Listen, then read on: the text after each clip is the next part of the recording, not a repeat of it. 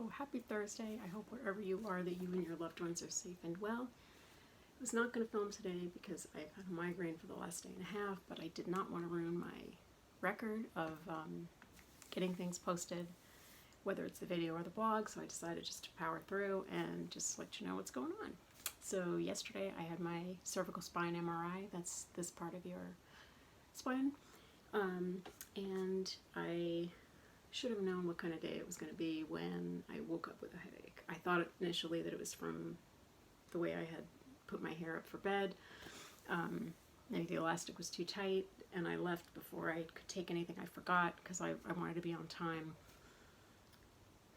And of course the train was completely screw-doodled. It was, I didn't realize it. I should have, I don't know, I guess when I checked the route and everything and what time I should leave and all that, I didn't realize that there was going to be giant problems with the third rail at a stop, like 6 or 7 away from where I live. And so, you know, when I left, we'd gotten one stop, one station.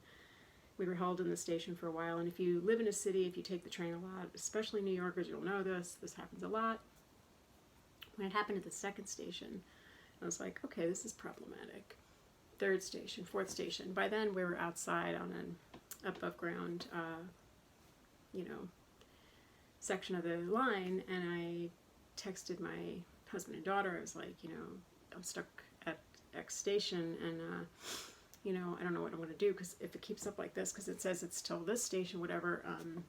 And so I was a little bit freaking out, and they were like, all right, keep us posted. So I was like, okay. And then I looked up, that there was a problem. And so I was like, this is going to continue for another bunch of stops. I'm going to add like 40 minutes to my commute, which it did. And in the end, I texted them, and my daughter called the office for me and told them I was going to be late. So I was like, if they make you reschedule, whatever. And she's like, no, they said it was fine. So I was like, okay, no problem. So by the time I got to the office, my appointment was at 11:45. Or an arrival at 11:45, and then I was going to have my exam, my test, at 12 o'clock.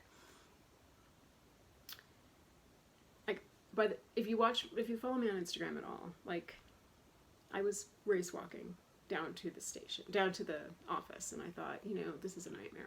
They're gonna take my temperature, and they're gonna think I have like 108 fever, because I was like, it was so hot yesterday, and I melt anyway. So I was like, this is not good.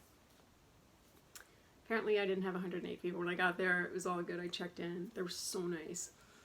So I was supposed to be there for a 12 o'clock appointment. In the end, they must have moved somebody up, bumped me to 12:30, which they did not have to do. It was so nice. And because it was the wide bore machine for claustrophobic people, that one is hard to book, because they only have one, I think. And so one in each office. So it's like, it must be in demand, because there were other people that were waiting for it. So by the time I got in, it was close to 1 o'clock, and I didn't care. I was like, I don't care. I'm so grateful that you're letting me do this at all. It's fine, whatever. I'll wait all afternoon. So they were like, no worries, you're next. I was like, I don't care. It's fine. Thank you. So by the time I got in there, I had worn my sunglasses because my headache was so horrific. It still is, but it's better than yesterday, so I'll take that. I had my sunglasses on, but I brought these with me. And when you go to get an MRI done, you can't have any metal at all. So they made me take my wedding ring off the last time, which I hate, because I don't ever take my wedding ring off. But what I did was, from another trick I learned from a previous MRI, I put it on the arm of my glasses, closed my glasses, and then put them in a case. And then I put it in my purse, and then I locked it in the locker, and it was fine. I had nothing else on my person, so I was like, okay. So I go in to get the test, and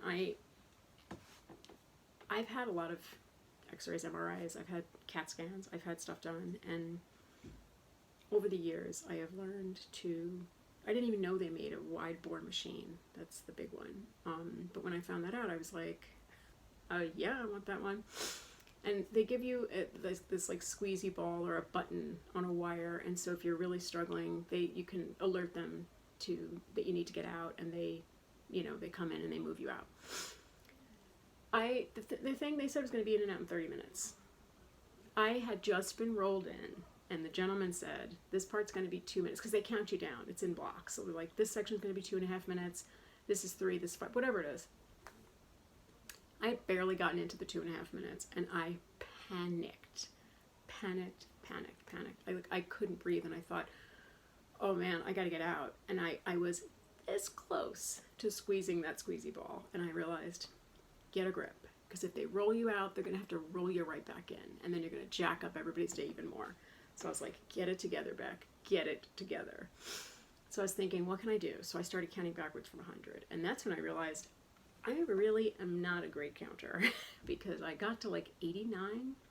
And then I was like 89, 87, 80. And I was like, wait, what? And so I backed up and I was thinking, wait, 89, 88. Oh my gosh. In that moment, I was like, you can't even count, okay? Backwards or not. I was thinking, I can count, okay? Well, apparently I can't, but... So when I got down to 1, I started over again. And I was like halfway through, I think, when we got to this section that was 5 minutes long. And that was the longest block of time. The rest of it was like 2 minutes, 3 minutes. That 5 minutes lasted an hour, or at least it did in my head. And so I'm counting, and I'm counting, and I'm counting, and I'm thinking, this is longer than 5 minutes. I gotta get out. I gotta use the squeezy ball. And I'm thinking, I gotta get out. This is like 50 minutes. It's not 5 minutes. And of course, then I had it like, I was like, get a grip, and my head is exploding. And at that moment, I opened my eyes, which I shouldn't have done, because they put you in, did I say that? I don't think I said this in the beginning. They have you lay on the table, and then your head goes in this like cradle, and then they give you earplugs because it's loud. But then when you're doing like a head or a neck thing, what they do is they put your head, you lay in that cradle, and then they put the earplugs in, and then they put padding on either side of your head. And then after you're all positioned, so you can't move at all, they lock the face part over it. And it's like a mask. It's like this, it's got holes and stuff. And you can see a mirror over your head, sort of angled. And I think it's that if the technician comes in, they can see your face. You can't see them, if that makes sense. But they can see your face if they look in and see that you're okay.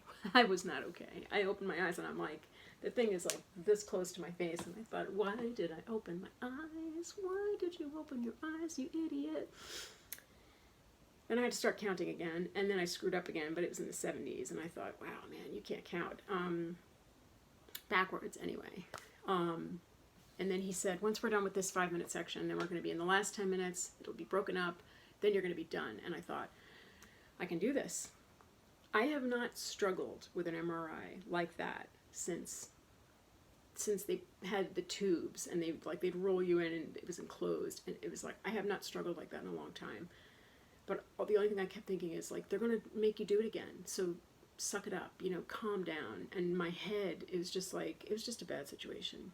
So I leave, I Insta-storied that, I get home, and I'm like, the whole time I had my sunglasses on, except in the exam room. Oh, and when they do the MRI, I had to take my mask off, and I was like, I don't like this. I don't like this. I have not been anywhere with a mask off in a year and a half. But I had no choice because it was metal, so it's like, you want to burn your face or you want to get an MRI done?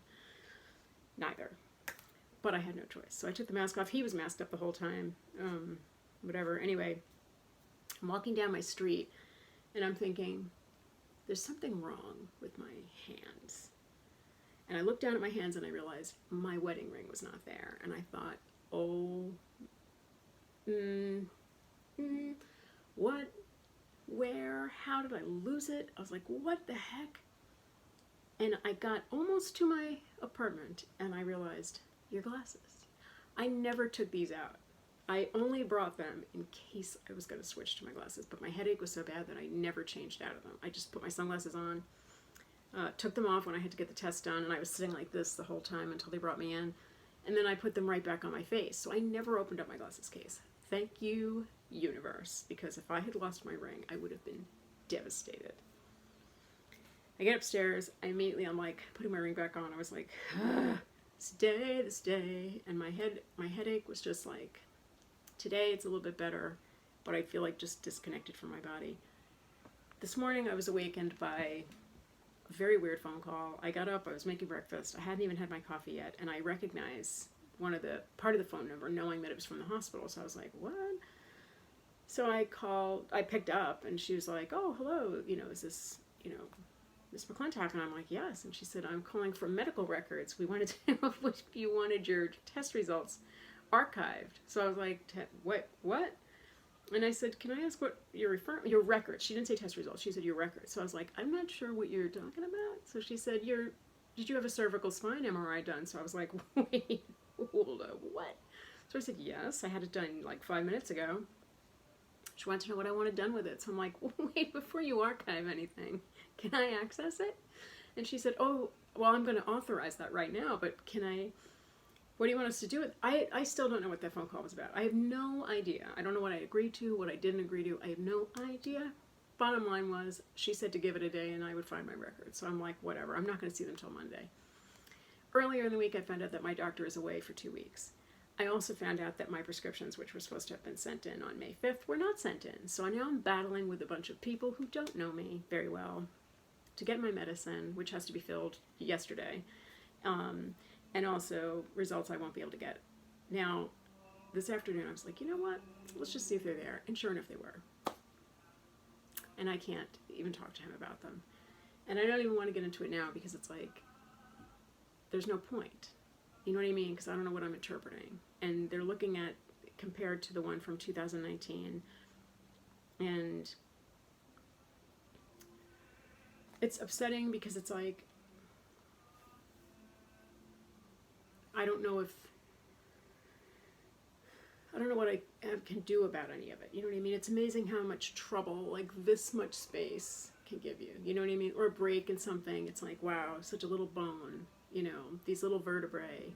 So I have discs that are slipping backwards. I have discs that are slipping forwards. I have a nodule on my thyroid. I have some kind of little fluid-filled, cerebrospinal fluid-filled cysts. Anyway.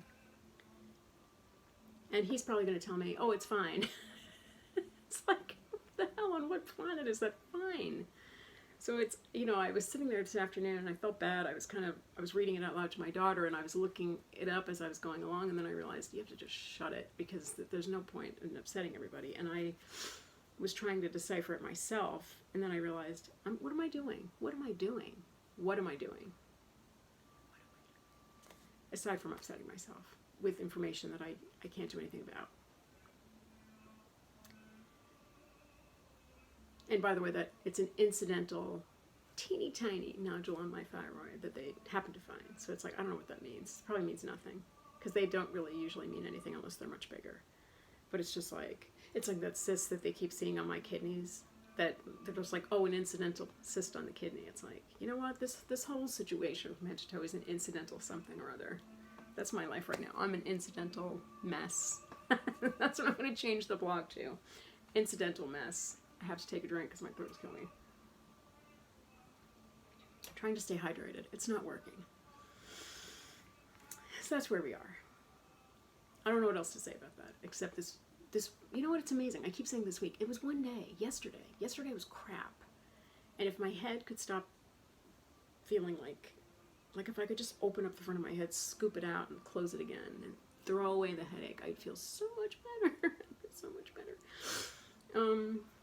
Anyway, my shirt this week is a very, very, very amazing organization, the Innocence Project. They were founded in 1992, helping the wrongly convicted to get out of prison, and so many people have been helped by this. Incredible group of people. They're dedicated. They use modern DNA techniques to exonerate innocent people, some of whom have been in jail for decades. So it's innocenceproject.org. I cannot advocate for them enough. They do good work. And so this is where I'm going to leave it. I'm going to leave the link in my description. I hope that you have a low pain, no pain, low aggravation, no aggravation rest of the day, and a beautiful weekend coming up. It feels like summer here in New York. I wish it was cooler. Because I perpetually feel like I'm melting. Anyway, I will see you next week for another video, and I'll see you tomorrow via the blog. Be well. Bye.